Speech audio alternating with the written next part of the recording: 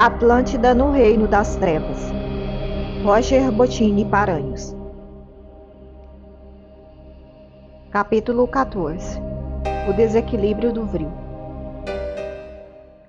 Nos 5 anos seguintes, pouca coisa mudou. A guerra somente agravou-se, tornando-se mais intensa a cada ano. Os Atlantes Vermelhos iniciaram pesquisas para a mutação genética e a clonagem humana, para a utilização dos seres provenientes como meros androides no confronto. O plano de Atlas era posteriormente enviado a outros continentes, com a finalidade de escravizar os povos primitivos do planeta e montar bases de controle para explorá-los de todas as formas possíveis. Apesar da intervenção de Artemis, ele não havia desistido desse projeto, apenas o adiara. No final desse período, Gadeir conseguiu romper o bloqueio da energia Vril e ela foi utilizada de forma ainda mais irresponsável pelas raças brancas e vermelhas, ampliando os graves danos à natureza e à população civil, fato que tornou a guerra ainda mais dramática. O que nos consolava era que sentíamos a aproximação do apocalipse, como nuvens negras do mal, as quais flutuavam na linha do horizonte e caminhavam lentamente em direção ao seu objetivo. Todos os dias acordávamos com o som das explosões distantes e dos pequenos tremores de terra, que pareciam ser somente um trovão que se faz ouvir de longe, mas eram nada mais, nada menos que o prenúncio do fim. O planeta, na região de Atlântida, começava a dar sinais de que muito em breve expulsaria o corpo estranho que lhe sugava as energias e o feria diariamente. Assim, as duas raças que viviam na grande ilha e que por séculos se respeitaram e se amaram terminariam seus dias como inimigas, por causa da discriminação racial, mal este que impera até nossos dias, fruto do baixo nível espiritual da humanidade terrena, que passou a viver em nosso mundo a partir daquele período. Enquanto isso, os mestres e seus mais de 600 discípulos continuavam o trabalho de construção e acabamento dos 12 grandes barcos que levariam 50 passageiros cada. Os jovens trabalhavam com vigor, mas os mestres já estavam sentindo o peso da idade. Os espíritos orientadores do planeta tinham informado que o momento de embarcar para as novas terras ocorreria quando o astro vermelho surgisse no céu. 3 meses antes da catástrofe, foi possível enxergar o surgimento do ponto escarlate na abóbada celeste. O momento estava próximo. Era necessário acelerar os trabalhos. Mestre Nasser caminhava com dificuldade. A vida na selva, sem os recursos e o conforto da colônia de Kandur, havia desgastado seu organismo em avançada idade. Na época da grande catástrofe, eles possuíam em torno de 120 anos. Inclusive, alguns dos Atlantes antigos que abraçaram o projeto já haviam desencarnado, em decorrência do clima hostil da vida selvagem. Muitos daqueles que se refugiaram em cavernas, para não terem seus poderes com o Vril explorados pelas facções em guerra, também já haviam sucumbido. Enquanto os jovens discípulos lutavam contra o tempo para abandonar a moribunda terra de Poseidon, as gêmeas e eu assistíamos, na capital Atlântica, às mais terríveis manifestações da degradação humana.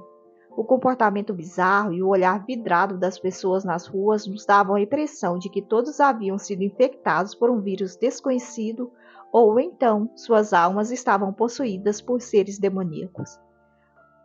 O estado mental e emocional dos Atlantes começava a deteriorar-se, algo típico em períodos de final de ciclos evolutivos no mundo.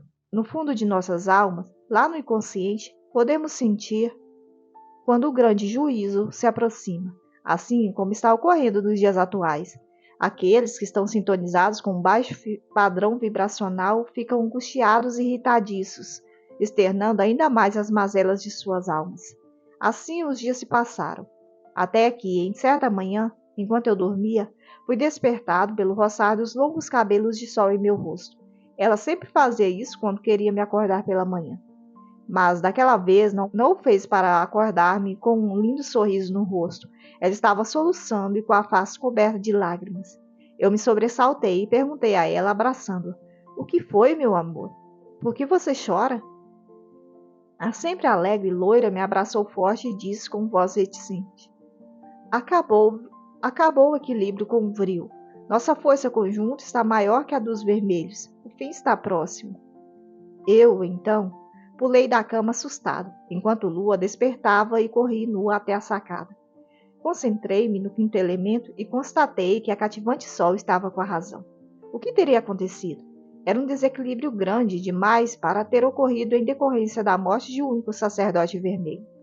Aquela estranha predisposição do vril na atmosfera significava muitas baixas, a não ser que o sacerdote atingido fosse Atlas, pois ele concentrava grande parte da energia conjunta dos Atlantes orientais. Vestimos-nos rapidamente e saímos em busca de informações. Ao cruzarmos pelo mezanino do grande salão central, vimos lá embaixo o corpo alto, esguio e curvado de Gadeir, junto aos demais sacerdotes, comemorando o golpe mortal que havia executado em Atlas. Assim como ele fizera no passado, agora Gadeir o tinha atingido à distância com o vril, realizando o que poderíamos chamar de manipulação mágica do quinto elemento. Foi possível escutar os comentários dele de Galeato, formando que o quadro de Atlas era irreversível, mesmo com o poder curativo do vril e das pirâmides. Eu fiz sinal para as gêmeas e contornamos por um outro caminho. Se Atlas estava entre a vida e a morte, esse não era um bom momento para cruzarmos com Gadeir. Avisamos Arnak e Rio para afastarem-se imediatamente da região e tomamos uma decisão surpreendente. Embarcamos em uma nave com destino ao Palácio de Atlas, no outro extremo do continente. Não sabia como seríamos recebidos, mas eu senti que precisava estar ao lado do gigante vermelho naquele momento extremo de sua vida. As gêmeas concordaram e partimos com os nossos corações apreensivos. Talvez pudéssemos ajudar de alguma forma, se bem que eu não acreditava nisso. Tudo parecia estar acontecendo conforme os sonhos que, quase todas as noites, insistiam em me revelar o futuro de Atlântida. Naquela mesma noite, pouco antes de Sol me acordar, eu havia sonhado que imensas ondas, com mais de 40 metros de altura, chocavam-se contra o cume da grande pirâmide de Poseidones, que apresentava uma enorme rachadura em toda a sua extensão. Chegamos rápido, como sempre, utilizando as supersônicas naves movidas a vril. Naqueles dias, pouquíssimos sacerdotes poderiam manipulá-las com esse fim. O poder de manuseio sobre o vril, mesmo com a quebra do bloqueio efetuado pelos mestres da Época de Ouro, tornava-se cada vez mais exclusividade dos mais poderosos sacerdotes. Fazia muito tempo que eu não visitava o Palácio de Atlas, desde antes da morte de Evelyn, quando fui até lá a mando de Gadeir para sondar as intenções do Guerreiro Vermelho. Porém, pouca coisa havia mudado, talvez somente a segurança, que agora parecia ser mais reforçada. Mesmo assim, conseguimos entrar no palácio com relativa facilidade. A terrível tragédia que se abatera sobre o líder da raça vermelha havia atordoado todo mundo. Muitos soldados estavam ajoelhados à porta dos aposentos de Atlas, com os rostos cobertos de lágrimas, enquanto outros haviam fugido para as matas, com medo de um ataque sem precedentes por parte dos sacerdotes e do exército branco. Quando chegamos à entrada do suntuoso quarto de Atlas, realmente digno de um rei, tivemos de pedir às pessoas que estavam ajoelhadas para que se afastassem. Elas atenderam o nosso pedido e acompanharam nossos movimentos com olhares assustados. Desviando de uma e outra pessoa, apoiando-nos em seus ombros, finalmente transpusemos o limiar da porta. Naquele instante, todos os sacerdotes fiéis a Atlas se viraram para nós três e nos observaram com olhares incrédulos. Era muita ousadia de nossa parte invadir o local de repouso do rei ferido. Mestor deu 2 passos à frente e disse, demonstrando sua revolta: "O que vocês estão fazendo aqui? Retirem-se imediatamente. Se vocês desejam um duelo, que seja fora do local de repouso de nosso rei." Eu ergui a mão e disse-lhes, com as gêmeas apoiadas em meus braços: "Calma, nobre Mestor. Estamos aqui em paz. Desejo apenas visitar meu amigo Atlas e ver no que posso lhe ser útil." O viril guerreiro ia retrucar, indignado, mas Atlas ergueu a mão e disse com voz abatida: "Deixe Andrei aproximar-se." Todos ficaram em silêncio, boquiabertos com a presença insólita do inimigo aos pés do leito de morte do amado líder. Eu, então, ajoelhei-me ao lado da cama de Atlas e falei-lhe enquanto segurava sua mão: "Estamos próximos do fim, meu amigo." E, olhando para o corpo ferido do gigante guerreiro, completei: "O que aconteceu contigo é uma prova irrefutável disso." Em seguida, descobri seu peito e observei a região abdominal, a terrível chaga manipulada por Gadeir à distância. No futuro, muitos trabalhos de feitiçaria tentariam utilizar-se do fluido cósmico universal para realizar estragos semelhantes a esse em vítimas distantes. Raríssimos conseguiriam tal êxito. Conforme já explanei, os magos atlantes eram incomparáveis nesta arte. Entretanto, nos séculos seguintes, após o fim de Atlântida, a arte da magia negra foi desenvolvida no seio de vários povos, obtendo, obviamente, resultados bem inferiores, mas que causavam estragos preocupantes, ao ponto de a alta espiritualidade manter-se sempre vigilante com a ação dos magos negros, que se utilizavam de médiuns para esse fim. As próprias práticas de voodoo são tentativas de utilizar técnicas semelhantes a essa que vitimou Atlas. Ele tentou apertar firme em minha mão e falou em tom irônico. Aquele magricelo horrendo tornou-se melhor do que eu nisso, não é mesmo, Andrei? Eu acho que também estou velho e fraco. Não consigo manter-me invulnerável ao ódio desse monstro como antigamente. Já faz semanas que minha saúde anda debilitada. Meu sistema imunológico anda fraco. Talvez seja esse o motivo de seu êxito dessa vez. E, tomando a expressão do rosto severa, falou-me com voz firme e preocupada. Mas esqueça isso. Não há mais volta. Meus dias estão contados. Assim que eu morrer, Gadei destruirá todo o meu povo. Depois ele olhou firme em meus olhos e prosseguiu, tentando conter a dor que lhe corroía por dentro. Você me prometeu que isso não aconteceria, que Gadeir não seria o soberano máximo da grande ilha. Andrei, cumpra sua promessa. Por tudo que há de mais sagrado, cumpra. Eu coloquei minha mão sobre a dele e respondi. Sim, sim, isso acontecerá. Ninguém reinará sobre a terra de Poseidon. Em breve, todos nós estaremos mortos, vitimados por nossa iniquidade. Ele suspirou e disse-me, sacudindo a cabeça. Andrei, não me venha novamente com essas conversas de religião. Precisamos ser práticos. Gadeir deve ser morto. Não temos tempo para esperar por intervenções divinas. Eu, então, fiz com que ele olhasse pela janela e indiquei um ponto vermelho no céu, que era visível tanto à noite como de dia. Veja, Atlas, aquele é o sinal da intervenção divina. Observe-o diariamente nesses seus últimos momentos no mundo dos homens e perceberá que ele se aproximará mais e mais, até deflagrar o grande fim, dentro de poucas semanas. Eu me sentei ao seu lado na cama e completei. Porém, não se preocupe, pois Gadeir estará morto antes de isso acontecer. Eu vi em meus sonhos e vou trabalhar pessoalmente para que isso se concretize. Ele matou Evelyn, como já tenho as provas. Faço questão de ser seu algoz. Quero sentir o prazer de matá-lo com minhas próprias mãos. Atlas sorriu e falou, segurando meu braço como fazem os grandes amigos. Agora, Andrei, você está alegrando esse pobre homem que apenas pede um último desejo, antes de descer a laje fria da morte. Eu sorri para ele e retruquei. Não seja tão dramático. Em breve, encontrarmos-nos no mundo maior, e lá teremos outra peleia para enfrentar.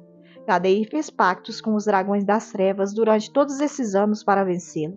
Esses seres inferiores vão querer dominar-nos, e isso eu jamais permitirei. Ele concordou comigo e falou com olhos úmidos. Mate Gadeir, meu irmão, que irei até o inferno na outra vida para defendê-lo de qualquer coisa. Feito, respondi a ele. Naquele instante, a esposa de Atlas, Pleione, entrou no quarto com sua filha caçula, chamada Alcione. A menina era doce e angelical, já sua mãe, uma matrona arrogante e desagradável. Era fácil perceber que a prerrogativa de ser esposa do rei havia lhe subido à cabeça. As gêmeas ficaram hipnotizadas, admirando a beleza daquela menina contemplativa. Alcione tinha um semblante majestoso e, ao mesmo tempo, humilde. O carinho com que tratava todos era algo cativante. Apenas 5 minutos em sua presença era suficiente para perceber a elevação de seu caráter. Enquanto Pleione perguntava ao marido, nervosa sobre nossa presença tão próxima, Lua e Sol foram conversar com Alcione de forma amistosa e cordial, desprezando os gritos nervosos da esposa do rei. Entendi a preocupação de Pleione, mas não me ofendi. A guerra havia afastado nossas raças. Portanto, ela entrar em seu quarto e ver o homem loiro, vestindo roupas e capas negras, debruçado sobre seu marido, era algo realmente assustador. Atlas logo a tranquilizou e pediu para que ela se afastasse. Ele desejava confidenciar-me algo que considerava muito especial e importante. Pleione retirou-se, desconfiada. E o grande guerreiro disse-me olhando para a filha, que esboçava um sorriso simpático ao conversar com as lindas gêmeas. Andrei, ouça-me. Alcione, minha menina, é muito especial. Não quero que ela sofra nas mãos de Gadei. Tenho medo do que esse monstro possa fazer com a minha família após eu realizar a grande viagem para a Terra dos Imortais. Temo por todos, mas minha intuição me diz que você poderá ajudar apenas minha caçulinha. Eu meditei sobre as palavras de Atlas, impressionado com sua altíssima percepção intuitiva, e lhe respondi. Ártemis e meus pais encontram-se nesse instante construindo navios para enviar 600 discípulos para o mundo primevo da Terra. Mas isso ninguém pode saber. Ele fez um gesto com a cabeça, como um homem honrado que era, e prometeu. Você tem minha promessa de que levarei essa informação para o túmulo. Eu fiz o sinal de que confiava em suas palavras e prossegui. Logo que Alcione entrou, percebi que ela está em uma frequência da luz e pode migrar para o mundo primevo. Precisamos evitar que atantes com a alma negra como nós se utilizem de seu poder e conhecimento para escravizar as raças do mundo primevo. E, mirando firme em seus olhos, disse-lhe apertando sua mão. Todos nós devemos morrer na terra de Poseidon. Por isso, nada revele aos seus sacerdotes. Caso contrário, eles poderão fugir da grande ilha e comprometer os planos do Espírito Criador no mundo da terceira dimensão. A força inversa do Vril não pode ser levada ao mundo primevo. Ele demonstrou compreender e disse: Leve apenas Alcione, e eu te prometo que ninguém saberá de nada. Eu sei que ela é um espírito amorável e tem uma missão sagrada nesse mundo. Minha menina é muito jovem para morrer. Ela é um grande potencial que deve ser preservado para enriquecer os planos do Espírito Criador em outras terras. E, olhando para a filha, que parecia irradiar luz de seu peito moreno, vestindo apenas uma túnica branca de seda, prosseguiu. Ela gosta de estudar as estrelas. Esses dias falou-me dessa mesma tragédia que você insiste em me contar. Alcione disse-me que viu na abóbada celeste que estamos nos distanciando da estrela central de nosso céu, e que isso significava um período de escuridão e trevas para toda a humanidade da Terra. Mas os anjos lhe disseram que nos aproximaríamos novamente dela no futuro, iniciando a Era da Luz, na qual viveram os Atlantes da Época de Ouro. Ele ficou com um nó na garganta e concluiu, procurando segurar as lágrimas. Minha doce criança já havia me falado sobre isso em diversas ocasiões, mas só agora pude compreender suas palavras. Talvez seja a iminência da morte que abriu meus olhos para as questões transcendentais. Atlas silenciou e eu lhe disse com segurança. Ártemis aceitará Alcione, eu tenho certeza. Porém, temos pouco tempo. Eu devo levá-la imediatamente, porque os barcos já devem estar partindo. Atlas sorriu e se sentou na cama com imensa dificuldade, dizendo a todos, inclusive a sua esposa. Amigos, a visita de Andrei tem um significado muito importante, que seria impossível lhes explicar neste momento. Ele vem em nome do Espírito Criador, aquele que esquecemos em meio a essa batalha insana. Ele respirou com dificuldade e voltou a falar. Andrei me emprestará 2 favores. O primeiro será destruir Gadeir, evitando que esse monstro elimine nosso povo após minha morte. E o segundo será levar minha filha Alcione para uma missão muito especial. Ordeno que lhe permitam salvo-conduto, carregando meu mais precioso tesouro. Mal Atlas terminou essas palavras, houve uma celeuma geral. Alcione era muito querida por todos. Leione e os sacerdotes protestaram, enquanto a delicada menina mantinha-se abraçada às gêmeas. Apesar das roupas negras de sol e lua, elas juntas pareciam 3 anjos iluminados. Depois de muitos protestos, quando o ambiente se acalmou, ela mesma tomou a palavra para si e disse-nos: Minha mãe e fiéis servidores de meu pai, agradeço a intervenção de todos, mas não é necessária. Em minhas orações, já havia recebido a informação de que deveria seguir com os Guardiões Negros, que foram designados para a tarefa de me conduzirem ao mundo primitivo da Terra, onde devo realizar uma sagrada missão, que, segundo os imortais, não pode ser revelada. Peço a todos, de coração, que acatem esse último pedido de meu pai. Atlas fechou os olhos, emocionado com a maturidade e consciência da filha, e sentenciou: Que assim seja. Cumpram a ordem de seu rei. Em breve, ver-nos-emos no outro plano, querido irmão. Ele fez um sinal afirmativo com o rosto pálido e saímos lentamente, conduzindo Alcione. Os sacerdotes vermelhos nos observavam com um olhar firme e surpreso. Talvez nunca tivéssemos chegado tão próximos uns dos outros em todos aqueles anos. Ao sairmos, Podíamos sentir suas respirações e observar seus profundos olhos negros. Eles também estavam impressionados em ver-nos de tão perto, admirados com o brilho de nossos olhos azuis, o tom claro da pele e os cabelos mais dourados que o trigo do campo. Os últimos dois pelos quais passamos foram Mestor e Nereu. Eles mantiveram o senho fechado, mas fizeram um sinal afirmativo com a cabeça em respeito à decisão de seu líder máximo. Quando cruzamos por eles, disse-lhes: mantenham-se alerta. Assim que aqueles urubus perceberem que Atlas partiu para o mundo do espírito, virão com força máxima para destruir os sacerdotes da raça vermelha. Nereu pareceu satisfeito com a minha preocupação e respondeu com voz confiante: que venham, lutaremos até a morte. Eu, então, coloquei a mão em seu ombro e disse: sei disso, lute com honra e bravura, meu irmão. Quem sabe, na outra vida lutaremos novamente, porém do mesmo lado. Ele pareceu impressionado com aquelas minhas palavras, mas nada disse, apenas expressou o significativo olhar.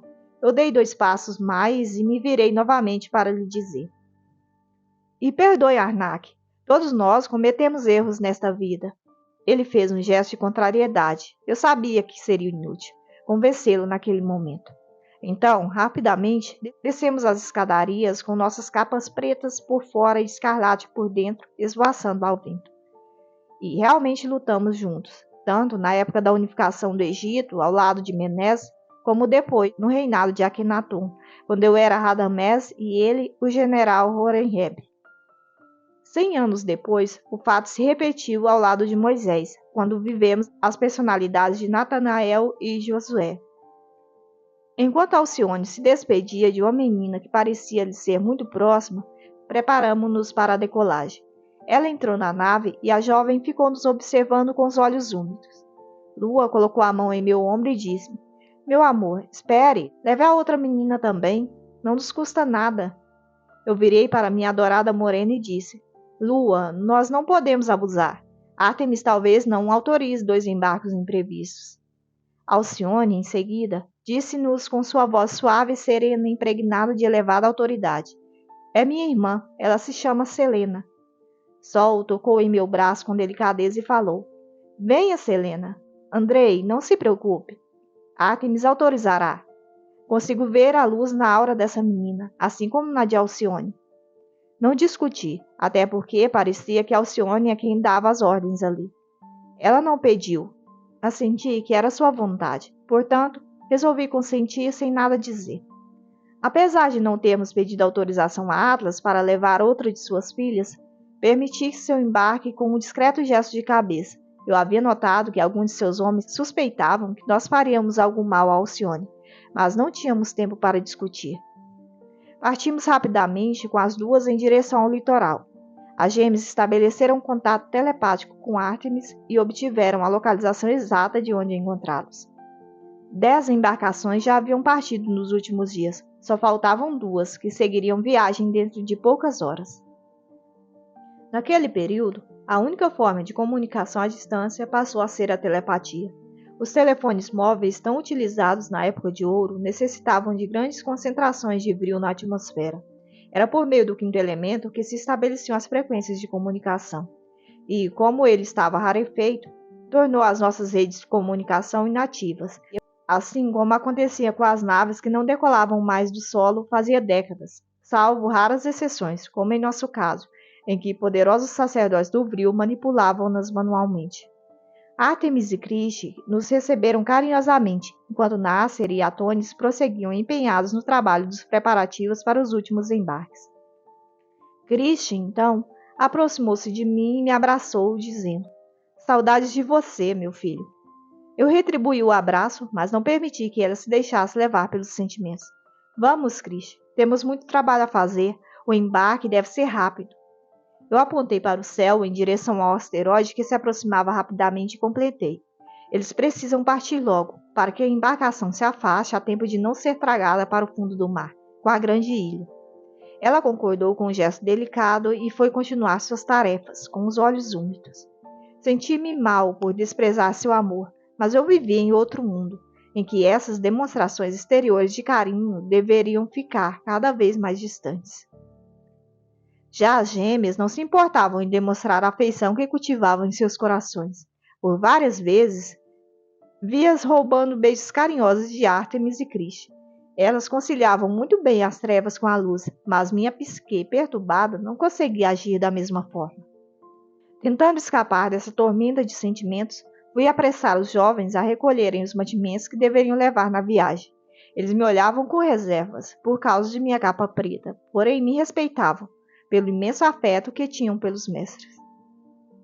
Na hora do embarque, insistiram para que os mestres partissem com eles. Nasser, então, respondeu: Meus filhos, aqui termina nossa tarefa e inicia-se a de vocês. Estamos velhos e devemos seguir para a pátria maior, mas mantenham o coração em paz, porque estaremos sempre ligados a vocês, em espírito, trabalhando para o bom êxito dessa missão. Os jovens abraçaram Cristo e Ártemis emocionados. Eles a chamavam de as grandes mães, assim como nós, e elas adoravam tal alcunha. Foi difícil convencê-los a partir sem os mestres. Não queriam abandoná-los ali, sem amparo na velhice. Atônis percebeu a aflição dos jovens, colocou a mão sobre meu ombro e disse-lhes, causando-me admiração: Não se preocupem conosco. Andrei levar-nos à capital, para que possamos morrer na cidade que foi nosso lar por tantos anos. Queremos estar lá para presenciarmos o fim daquela maravilhosa metrópole de outrora que ajudamos a construir. Os jovens concordaram, um pouco mais tranquilos com o meu amparo, e finalmente partiram. Na embarcação estavam Ravenna, Alcione e sua irmã, Selena. Ravenna fez um sinal para mim, cumprimentando-me à distância, com lágrimas de gratidão nos olhos. Seu destino estava se cumprindo. Ela viveria ainda por longos anos e teria muitos filhos dignos e honrados, que seriam príncipes em suas comunidades. Alcione tornar-se-ia uma das primeiras grandes sacerdotisas do Novo Mundo. Junto aos gregos primitivos, ela estudaria mais profundamente o céu e a influência dos astros sobre a vida humana, tornando-se uma sábia filósofa que conduziria moralmente seu povo com verdadeira soberania pelo caminho da luz. Ela também herdara parte do extraordinário poder com o vril de seu pai, assim como previra HDI. Entretanto, jamais o utilizou em sua forma inversa, somente para curar e auxiliar no progresso dos gregos primitivos. Alcione foi uma sacerdotisa casta durante sua vida inteira.